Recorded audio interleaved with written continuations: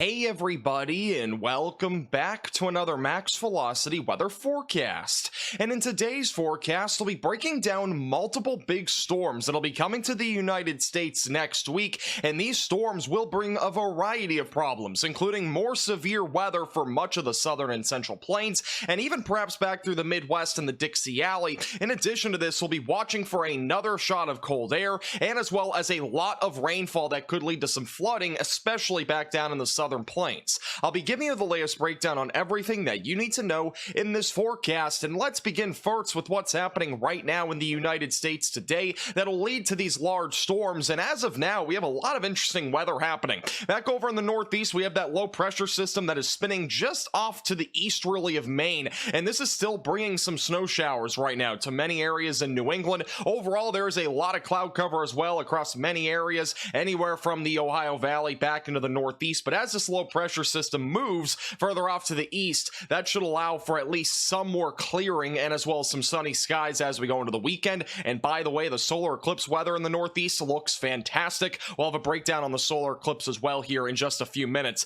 Back over in the Central Plains and really all of the Great Plains, though, it's a completely different story. At least for right now, it's pretty nice conditions across the Southern Plains, back into the Central and Northern Plains, a little bit more cloudy, not nearly as nice. And unfortunately, we are going to have a risk for severe weather tomorrow. It'll bring some damaging winds, large hail, and even a couple of tornadoes, and we will talk about that here in just a moment. And this is all due to a low pressure system that is back over to the west. We are going to get some moisture coming out of the Gulf of Mexico, and that'll lead to a severe weather event tomorrow, and eventually going into Sunday from the Central Plains back into areas like the lower Midwest and as well as back through the Dixie Alley. And then overall for the West Coast, things are starting to dry out. There will be a few more showers over the next 24 hours, but overall, most of the activity is moving to your east. All right, let's talk more about the weather pattern that'll be impacting the United States over the next several days. And to look at that, we are going to look at the jet stream. This gives us an idea of the weather patterns that are happening across the United States. And this displays the upper level winds, so not necessarily at the ground, but this is something that we need to look at over the next few days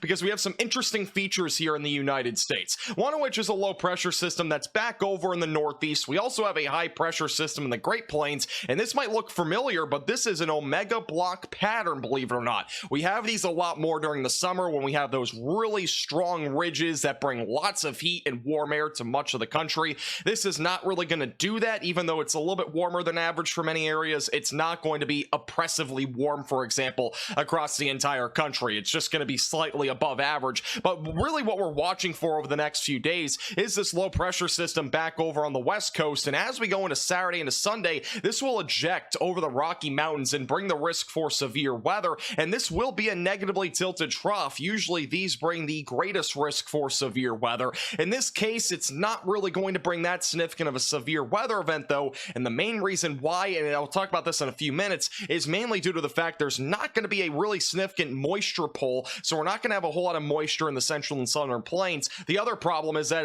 this is so far off to the north, that is really the biggest reason why we can't get that moisture back up into the central plains, for example. So overall, this trough will bring severe weather, but I don't anticipate to see any significant severe weather tomorrow. I think overall there will be some scattered severe storms, but I don't think we're going to see any strong tornadoes or 3-inch plus hail or something like that, something like what we saw a few days ago back over in the central and southern plains. Once we go into Sunday though, this low pressure system moves to the Northeast, goes into the Midwest. We'll be dealing with some showers and maybe some thunderstorms, but what's going to be interesting is that we're going to have another trough develop back down in the Southwest near the Four Corner states as we go into Monday, and this is going to bring a multi-day severe weather event for those in the southern plains and as well as the lower Mississippi Valley. So this area is going to get very active as we go into early to mid next week, and that will impact the solar eclipse viewing for many areas from Texas back into southern Illinois, and we'll be talking about that again in just a few minutes. Once we go into Wednesday into Thursday, that low pressure system will continue to bring some showers and storms to much of the southern plains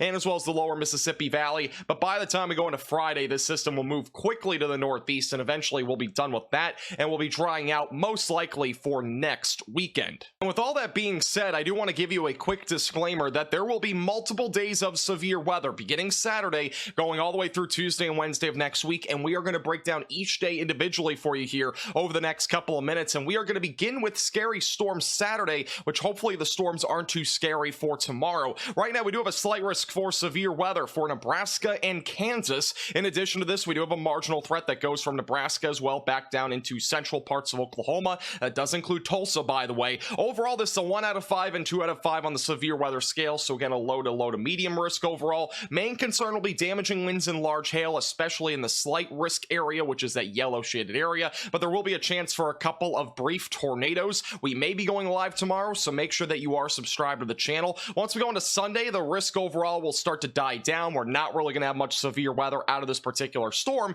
even though it's going to cover a pretty large area overall. There will be some isolated severe weather from Illinois back into Louisiana. If for some reason we do get an upgrade on this risk, there's also a chance we go live Sunday, so make sure again that you are subscribed to the channel. Once we go into Monday, the severe weather risk does not end there. We're going to have another day of severe weather. The Storm Prediction Center has already issued a slight risk for severe weather, which is a 2 out of 5 on the severe weather scale for Oklahoma, Louisiana, parts of Arkansas, and a large chunk of Texas. With this being said, obviously the solar eclipse is on Monday. I am not expecting severe weather to happen during the solar eclipse. There will be a chance for that if you have any sort of post-solar eclipse parties or barbecues or whatever it might be. Obviously during the later day into the evening is what I'm talking about for that threat of severe weather on Monday. And guess what? Tuesday is not really much different. It's actually almost the same exact area for Tuesday for another slight risk of severe weather. It's basically a copy and paste when it comes to this forecast, because we're going to have another slight risk of severe weather in almost the same exact area for Texas, Arkansas, and Louisiana. All modes of severe weather, by the way, will be possible both days. And guess what? It doesn't end there. It almost is in the same exact area again for Wednesday, but it does shift a bit further to the east. So the lower Mississippi Valley, be on alert for Wednesday. Another slight risk for severe weather. And again, all modes of severe weather will be possible. And during this time of the year, we sometimes do get some tornado outbreaks. I'm not ruling out that potential as we go into Wednesday, but I do think the risk at this time is still on the lower side of that happening, at least for those in the lower Mississippi Valley. All right, couple problems with the setup for this weekend, and we'll also talk about next week's severe weather event. Notice the moisture content in terms of dew points is going to be really low. I mean, we're talking mid to maybe upper 50s for dew points across most of the central and southern plains, and that's going to be a problem, meaning that we're not going to have a whole lot of moisture for Saturday or Sunday. Even Sunday's severe weather event does not look very impressive. The dew points are actually slightly higher back over in areas like Missouri and Tennessee as we go into Sunday, so maybe a slightly higher severe weather risk there, but I'm not very confident with that, mainly due to the fact the low-level shear is not going to be very strong, and also the instability will be lacking. Once we go into Monday into Tuesday, notice again a lot more moisture across the southern plains. Gulf of Mexico is right next door to Texas, so we are going to have a lot of moisture down that direction, which will lead to a lot of buoyancy and the threat of severe weather. Another key ingredient to severe weather is instability. This is like putting gasoline into a vehicle. It's essentially fuel for severe weather, and it's almost non-existent for Saturday, and on Sunday it is almost non-existent again for Sunday. So we're not really going to have a great setup either day,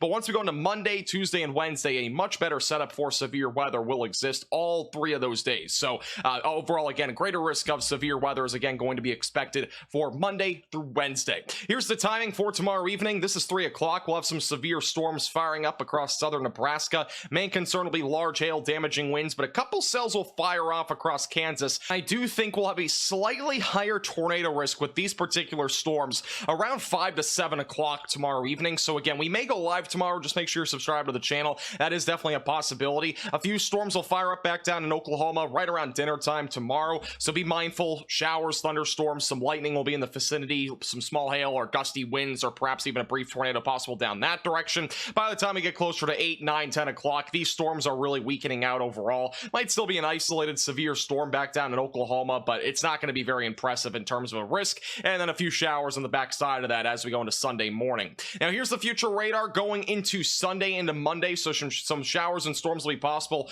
during the afternoon and evening from about central Illinois back down into Louisiana as we go into Sunday evening. By the time we go into Monday and Tuesday, more showers and thunderstorms will fire up across Texas, Louisiana, and Arkansas, and we'll have more specific details on the timing once we get closer, but the majority of these threats will be during the afternoon and evening hours. Once we go into Wednesday, storms push into areas like Mississippi and as well as into Alabama. Once we go into Thursday and Friday, a few more severe storms may occur in the southeast. As of right now, there is not a outlined risk for severe weather, but that is definitely subject to change. And then once we go into Saturday into Sunday, again, things will be relatively dry for most of the United States. In terms of the solar eclipse, as we go into Monday, overall, the viewing for most of the country looks pretty good. A lot more cloud cover, though, down in Texas. Many of you will not be able to see the full extent of the eclipse. With that being said, it will still go dark darken the totality path, so obviously make sure that you are still going to those areas. You will still at least get some experience of it, but you might not be able to see it if it is cloudy. And then as we go further up to the north and east, again, notice really a lot of areas back down in the lower Midwest have great viewing conditions,